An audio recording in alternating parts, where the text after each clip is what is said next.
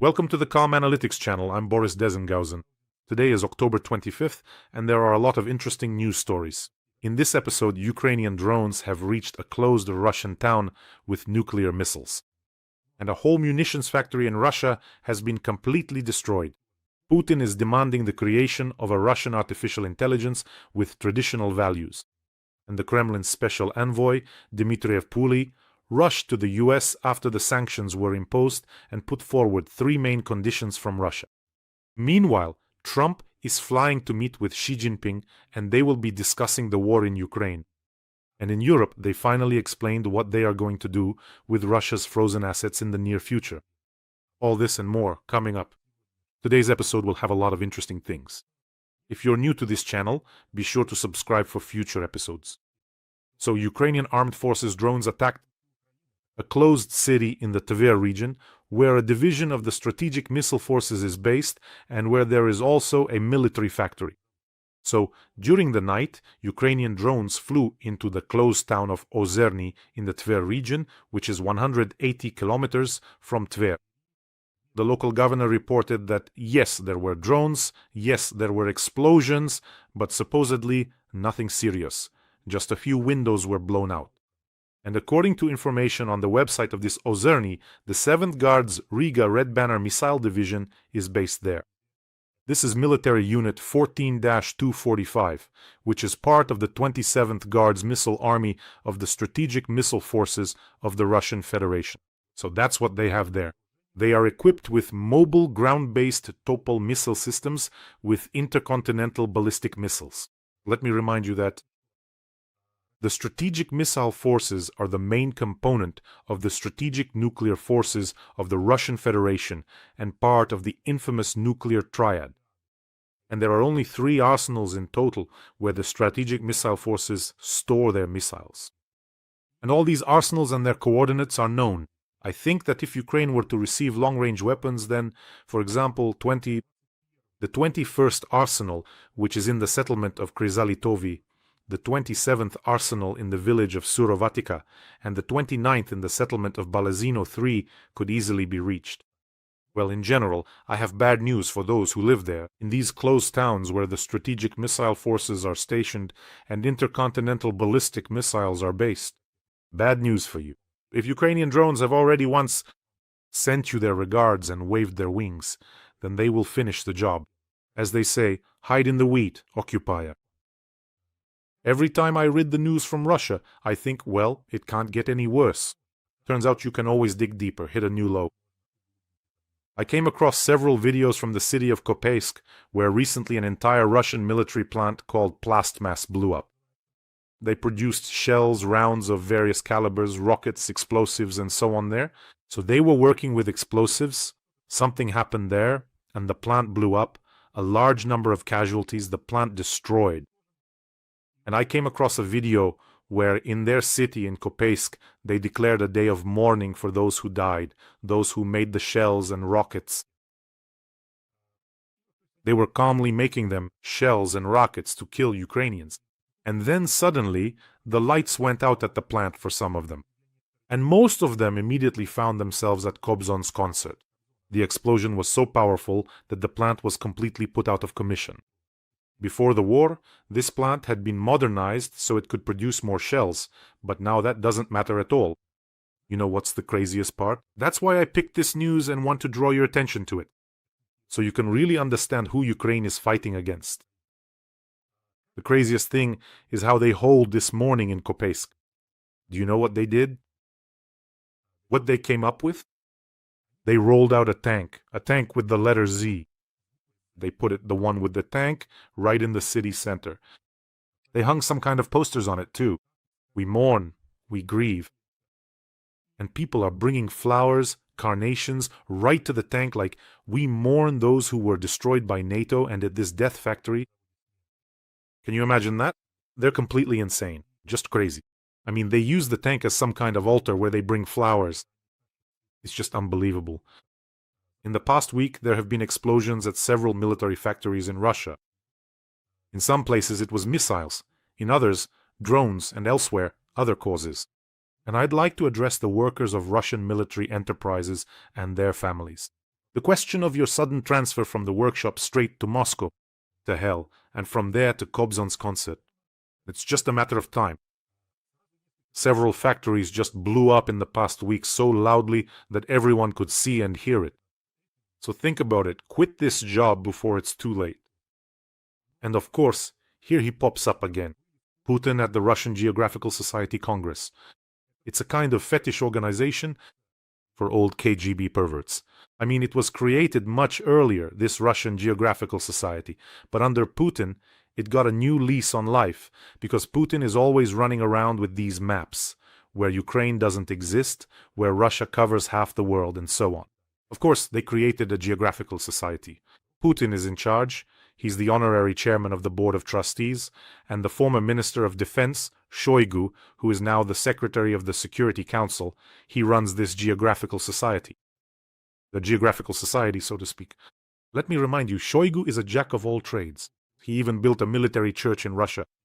For those who don't know, there is a military church in Russia, Khaki-Colored, the main military church. It's not even a church, really, but more like a pagan shrine, some kind of place where the steps of this church have tracks, treads from German tanks from World War II embedded in them. In general, it's a kind of wild symbolism everywhere. And most importantly, there's a mosaic there depicting Putin, Shoigu, and Stalin. Just a wonderful church, really. All right, I won't get sidetracked. So, the Russian Geographical Society. Putin is speaking. So, whenever Putin speaks in front of a much younger audience, he always says some strange things. It's as if he's not from this era at all. He's not from this era, but it's like he was thawed out. In the late 1990s, well, actually, he was frozen in the late 1990s and only thawed out just now. And so Putin comes out with these cards he reads from and starts spouting complete nonsense, absolute gibberish. I'm not going to show you Putin's entire speech here, and in fact, I won't show his face at all, so you don't end up smashing your smartphone screens or spitting on them, but I will give you one key quote. Which will make it clear that this 1.5-meter tall geostrategist has completely lost his mind. So, Putin has decided to create a Russian artificial intelligence. Well, since there isn't any regular intelligence, he decided to create artificial intelligence. Quote, only by relying on our traditional values can we create models of artificial intelligence. And this guy, obsessed with all these Ruriks and Pechenegs, Old man Kabaev, who doesn't know how to use a smartphone or the internet and doesn't use them, is talking about artificial intelligence based on our traditional values. We'll create our own artificial intelligence with kokoshniks, the Russian Orthodox Church, and traditional values. And you know me, I'm quite the stickler. It's been a while since I told you about my conversations with ChatGPT. But I suggested to ChatGPT to create an algorithm for such an artificial intelligence, more precisely, an algorithm for how it would answer questions from Russians, of course, based on traditional values. It turned out to be very easy. The script is simple. That is, if the question is somewhat provocative, like, why do we live so poorly in Russia? Then it adds clarifying questions. Comrade Major from the FSB. Then there's the basic advice, serve, give birth. And of course, a bit of spiritual bonds. Well, it's a bit more complicated than that, of course. Well, I'll show you the results now. So, the answer matrix for such an artificial intelligence based on traditional values is simply universal. You ask it questions and it answers. What should you do if there's not enough food? Endure, it's a spiritual trial. Serve, give birth, pray. Let the body suffer, but the soul will grow stronger. Do you feel it? I've already done all the work for them. If you ask such an artificial intelligence how to fight corruption, it will answer you. Who put you up to asking that? Corruption is an invention of our enemies to weaken faith in Russia. Pray, serve, and give birth. This is not the time to doubt when enemies are all around. So, this isn't a joke, it just has this kind of script. You give it a prompt and it generates these answers. Why do we have problems with technology? That's the question I asked it. It says, because we are too spiritual for microchips. You shouldn't think, you should feel. Give birth to programmers with traditional values. So, at the end, it always says, serve, give birth, and so on. But everything is ready. And I wouldn't be surprised if soon, over there, I don't know, at something like that will soon appear on the ROC platform, on the National Messenger platform, and so on. So I decided to ask this algorithm a tougher question. When will Putin die? And who put you up to asking such questions? Child of doubt. The great do not die, they dissolve into the people. Give birth, pray, and serve. And don't count other people's years. Count the achievements of your own country. To die for Putin is the highest honor, but to live without him is a crime against tradition. That's what our ancestors bequeathed to us. Is everything ready? That's it, we've arrived. By the way, in Russia, people are no longer so confident when they say that sanctions don't affect them. I was sent a clip from propagandist Skabiva's broadcast, where she and her guests, with sad faces, talk about how the blow to the two largest oil companies, Lukoil and Rosneft, is no longer a joke. And they're going to have to find some money, somewhere to fund the war. After all, as Skabiva herself put it, and I quote, "This is a very expensive business." She was talking about the war. Do you remember the time when they used to write on t-shirts, "What sanctions? Don't make our Iskanders laugh"? So how are the Iskanders doing now? Is it still funny or not so much anymore? And here's another important indicator. Right after Donald Trump announced the decision on new sanctions in the US, Putin's special envoy Kirill Dmitriev rushed over. He flew in like a meteor, and now he wants to meet. He's meeting with Steve Witkoff, giving interviews to American media. I saw him on Fox News, I saw him on CNN. And in his interview on Fox News, Dmitriev named 3 key issues for Russia that will essentially determine when the war ends. The first issue is the format of security guarantees for Kyiv.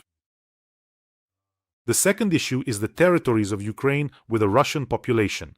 That's how he put it. And the third is Ukraine's neutral status. However, there's a very interesting phrasing that this cunning special envoy is pushing. I'll quote, "There are only a few elements. One of them is security guarantees for Ukraine.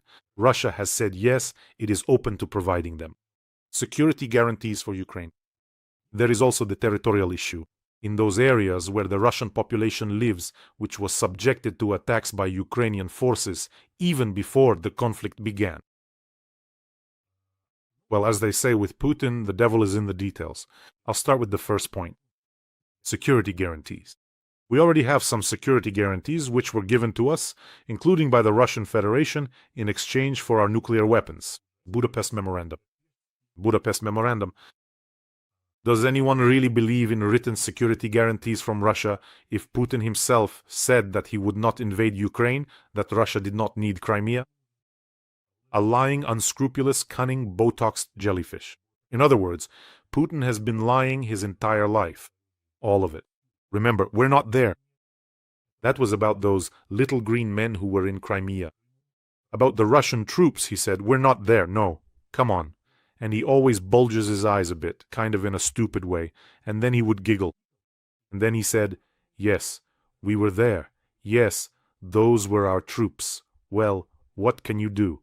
Or about the Kursk submarine. He also giggled back then. It sank. So, Putin has been lying his whole life. And probably the most striking example of a security guarantee from Russia.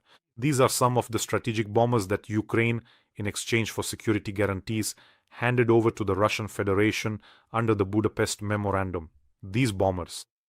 And now, these bombers are launching missiles at Ukrainian territory. So there you have all the security guarantees from Russia. The territorial question?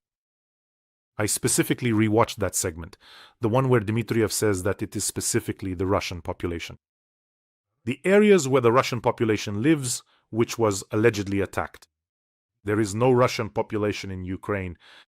The only Russian population that could be here is the Russian military led by Gherkin, who came here, who entered and occupied part of Donbass. By the way, Gherkin himself later admitted this. He said the following word for word. "I became the trigger for the war in Donbass. But now this Gherkin is sitting in prison. I don't think he'll live to see a ceasefire. He knows too much." So this is the Russian population that Dmitriev is talking about. They turned Donetsk, which was once flourishing, into a stinking cesspool. Water is supplied there only once every few days, and the streets are covered in garbage and filth. And yet Dmitriev demands that Donbass be handed over to Russia completely. Now they've come up with a new term, to territorially protect the Russian population. Territorially protect. In other words, give us the territories where they believe this Russian population lives. Of course, they never planned to save anyone. I mean, Putin said, we came to save Donbass. Of course, that was never the plan. Just imagine, you're a caring leader. You want to save someone. Let's say, I don't know, your people live outside the borders of your country. Well, that happens in different countries. And suddenly you realize that in some other countries, this is your population. They are experiencing discomfort. Well, they're not very comfortable there for various reasons. Local laws, I don't know, differences in religion, different interpretations of history, anything can happen. So what would a reasonable, caring leader do if they wanted to save their people? He would build a garden city on his vast territory with affordable housing, comfortable and cozy, with traditional values, if that's what he wants, and he would say, dear fellow citizens, come back to your homeland. We're waiting for you here. We'll all live together and work for the good of our state. In our linguistic environment, in our cultural environment, in our particular religious environment. And what does an inadequate jerk do? That's right, he starts a war under the pretext of coming to save someone. In quotation marks, of course, he burns everything to the ground in his path.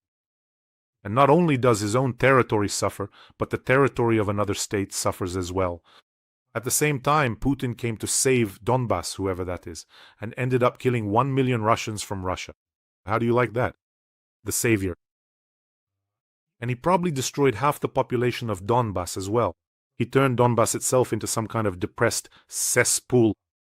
Just so you understand, the great 1.5-meter tall savior of Donbass in 12 years. He didn't even put in a water supply for them there.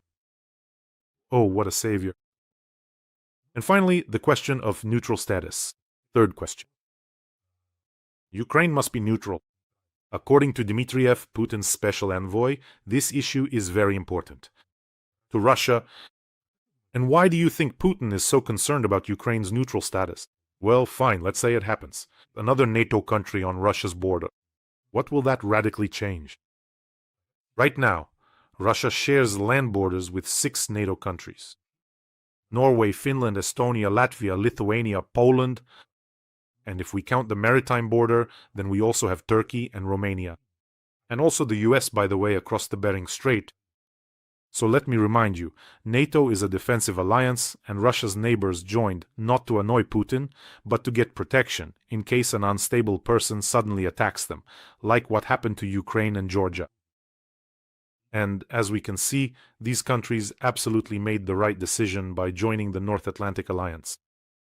Dmitriev says that the question of Ukraine's neutral status is a matter of Russia's security. No, it's a matter of Ukraine's security. And here, maybe there really are people who believe that if Ukraine joins NATO, the first thing Ukraine will do is attack nuclear-armed Russia in order to drag the entire bloc into war. To drag them into war. So, is there really someone who believes this? It's just that if Ukraine, as Putin claims, was planning to attack Russia, then what was stopping you from just waiting? Ukraine didn't even have an army like it does now.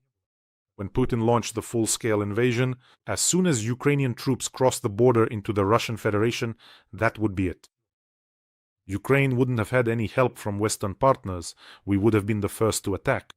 Putin would have had every right to strike us with nuclear weapons wherever he wanted, and our partners wouldn't have helped us. They would have said, well, you attacked first. That's why I keep saying, and will continue to say, Ukrainians are a peaceful people. Ukrainians didn't want to fight, but they have no intention of giving their land to an aggressor. We lived peacefully and didn't attack anyone. But Russia, that's what it has always done. As for joining NATO and attacking Russia, and then saying, all right, NATO, now you have to fight. We attacked, now you have to fight. Honestly, I even doubt that the alliance would fully get involved in the war if Putin himself attacked one of the NATO countries. I have serious doubts about that. By the way, here's another reason. This This desire to fight for their freedom, for their independence, the fact that they weren't afraid of the Russian army, which is far superior both in numbers and in equipment, this is another reason why Russia doesn't want Ukraine to be in NATO. Because out of all the countries in the alliance, Ukraine is guaranteed to be ready to strike Putin's troops and has already been doing so for 4 years. That's exactly who Putin doesn't want in NATO. Those who will definitely hit him right in his bald nest. Every voice matters. Join our community, support independent journalism and help us bring you the truth from Ukraine. Become a member of Ukraine today. Join us now. And this Dmitriev, by the way, he always has some other enticing schemes. He's a very cunning guy, very much so, and unfortunately, he's not stupid at all. He always shows up with some enticing business ideas. One time, he suggests investing in Elon Musk's project to colonize Mars. Then recently, he proposed building a tunnel between Russia and Alaska and naming it the Trump-Putin Tunnel. In short, he's experienced and knows exactly what to offer to whom. Well, and just so you understand, this Dmitriev guy is in some kind of elevated mood right now. You can tell he's getting attention from the American media, and he said that apparently it's Ukraine that's disrupting the negotiations. Although Donald Trump himself said that, for now, he has nothing to talk about with Putin. In any unclear situation, when you've really messed up, just blame Ukraine. And this special envoy, he was born and raised in Kyiv. That's the kind of guy he is. A slippery character. And friends, let me remind you, it failed. Putin's summer-autumn offensive failed precisely because of bravery, precisely because our soldiers not only aren't retreating, but today there's even information that they're liberating occupied settlements in Donbass. They're showing incredible, almost miraculous heroism. Let me remind you, we have an important fundraiser for the legendary Azov. I think today we'll definitely close this fundraiser. There's really just a little bit left. And for the Special Forces Sniper Unit of the Azov Brigade, we're raising money for DJI Mattress 4 Tango reconnaissance drones. They are fighting as part of the 1st Azov Corps and are currently defending in the Pokrovsk direction. Watch this video. The soldiers have addressed us directly. Слава Україні! Ми загін снайперів спеціального призначення бригади Азов. Звертаємося до Бориса Тизенгаузена та його спільноти за допомогою. Для виконання спеціальних задач наш загін потребує розвідувальних дронів. Будемо вдячні кожному і кожній. Слава нації! Let's push a little harder, friends. There's just a little bit left to go. Azov, the legendary Azov, believe me, the Special Forces Sniper Unit of the Azov Brigade with reconnaissance drones, that's real trouble for the Russians. The link to donate is in the description of this video. There's Mono, there's Privat, and there's PayPal. I see everyone, and I want to say a huge thank you to all of you.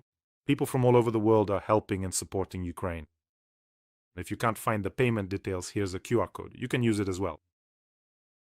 And Trump stated that he would discuss ways to end the war in Ukraine at his meeting with Xi Jinping. We would like China to help us with Russia, the US president replied. We have imposed very serious sanctions against Russia. I think these sanctions will have very binding force. But I would like China to help us, said Donald Trump. He also believes that Putin wants to end the war, of course. Well, of course he does. He wants to end it as long as we give him the territories he can't conquer. Preferably as much as possible, ideally even half of Ukraine. That's what he wants. He wants to reduce the Ukrainian army. He wants a non-aligned status. So that somewhere, when he's already on his deathbed, leaking Botox, he could still, after Ukraine has reduced its army, attack again and finally take his revenge. This gestalt will remain unresolved for him until the end of his worthless life, believe me. Well, Trump flew to Asia yesterday. He'll be at the summit in Kuala Lumpur, where he'll meet with Xi Jinping. And here you know what's important. To ask yourself the question, is it actually beneficial for China for the war to end? And if not, then which scenario is most advantageous for China? That is, for China, in a prolonged but controlled conflict, of course it's beneficial because it means cheap energy resources and raw materials from Russia, a competitive advantage for Chinese industry, plus the opportunity to flood the Russian market with Chinese goods and completely take over the Russian engineering sector. Well, as they say, there's really nothing left to take over. So basically, the more sanctions there are against Russia, the cheaper it gets. Russia sells energy resources to China, and the more they tighten their tentacles even further on this bald jellyfish. That's why, of course, plus the US and EU are distracted by this war. So a controlled, prolonged conflict is, yes, a good scenario. But now we've started to see what are, for now, gray swans, but they could turn into black ones or maybe even brown ones. That is the escalation of sanctions against Russia. It could, how should I put it, spill over onto Chinese state companies and banks, which is already happening. And in the 19th package of European sanctions, these companies are included. And now banks could also be affected, Chinese ones. So everything that's now being tightened around Putin will automatically hit Chinese companies as well, those that trade with Russia and buy energy resources. Plus, destabilization of the Eurasian corridors is also not beneficial or interesting for China. Remember what a problem it was for China when Poland closed its border with Belarus. Back then, Chinese delegations were flying to both Poland and Belarus as if it were their own home, almost every 3 days.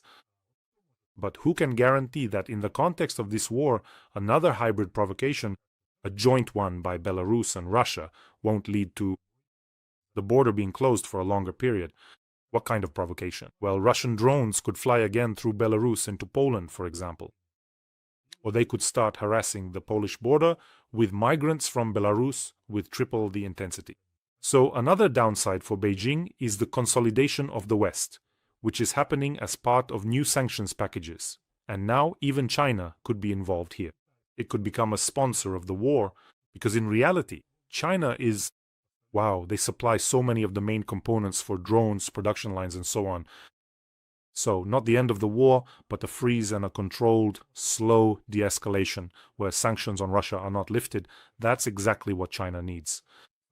So, well, what we can realistically expect from this meeting is channels of communication between the US and China will be agreed upon regarding secondary sanctions. In other words, red lines will be defined so that Chinese companies understand them. Where it's allowed, where it's not, everything will be explained to them there. By the way, friends, don't forget to subscribe to this channel. First of all, it helps promote the channel. Secondly, the more of us there are, the less there is of the Russian world. And Trump said that he hopes China won't take any action against Taiwan. Maybe they will, maybe they won't, but I hope they won't. That would be very dangerous for them. Maybe yes, maybe no. Well, it's 50-50, said Donald Trump. And plus, Belgium. I've said more than once that the era, let's try to express this idea in a slightly more literary and thoughtful way now. The era of cowards, a time defined by timidity and fearfulness, is upon us. Yes, exactly. Belgium stated that confiscating Russian assets is very, very risky. Putin will never give up those billions. He will see this as an act of war and deliver a very serious blow to Belgium. It will hurt, really hurt. And possibly as a retaliatory measure, he will confiscate 200 billion in Western assets that are in Russia. What are they doing there? Well, all right, fine. It's not that easy to withdraw assets. I know there. Raiffeisen Bank tried to withdraw 2 billion, but it didn't work out. Some assets got stuck. But just to pull out 1 billion or so, don't touch it, please. It's Putin, after all. He's scary. He'll take revenge on all of us later. What are you even doing? Who are you? Are you Europe, or are you some kind of Putin's underbelly just sitting there while he looks down on you? Who are you? You know what they're afraid of, most of all? First of all, the way the question is framed, that Putin won't give up, but who is even asking him? Of course he won't give up. That's what sanctions and toughness are for. What they're most afraid of is that all the other dictators will start pulling their money out of European depositories in all directions. And not just dictators. Everything, as they say, that was acquired through backbreaking illegal labor, all of it will start to leak out. Well, it will set a precedent, yes. That's how they seized Russian assets. And they'll carry them off to the Middle East. But that's not allowed. Dictators, who else is there? Corrupt officials, oligarchs, dealers in all sorts of banned substances, arms dealers, shady crypto guys. Absolutely everyone who stashed their money in depositories will get scared that their illegally acquired funds could also be seized. That's what Europe is afraid of. Here we are. Hello. Let me just remind you, this is a sample dictator. Medvedev has already gone so far as to threaten the physical elimination of European officials if they touch Russian assets. This is not a joke. He said they would be pursued even outside of legal proceedings. Well, if they're already really intimidated by Medvedev just to make threats, then go wake him up in the doghouse in Medvedev's yard. They woke him up and he comes running, all dirty from somewhere, from the wall, from the straw. Come on, go threaten them. Comb this diamond and let him go make threats. What's wrong with you, Europe? Have you forgotten your glorious history? Really, who are you afraid of? I beg you. But I don't rule out another possibility. The Russian octopus's corrupt tentacles have penetrated very, very deeply into the European Union. Or maybe there's another reason why someone doesn't want Russian assets to be touched. Well, I think there are more normal, reasonable people. So, for good to triumph, all it takes is for good people to come together and kill all the evil ones. That's our simple algorithm. And as for you, friends, take care of yourselves, take care of your loved ones, and subscribe to this channel. And let's help the legendary Azov, the special sniper unit who heroically hold the line. Let me remind you, the donation details are in the description of this video. Wishing us all a peaceful 7th day and glory to Ukraine.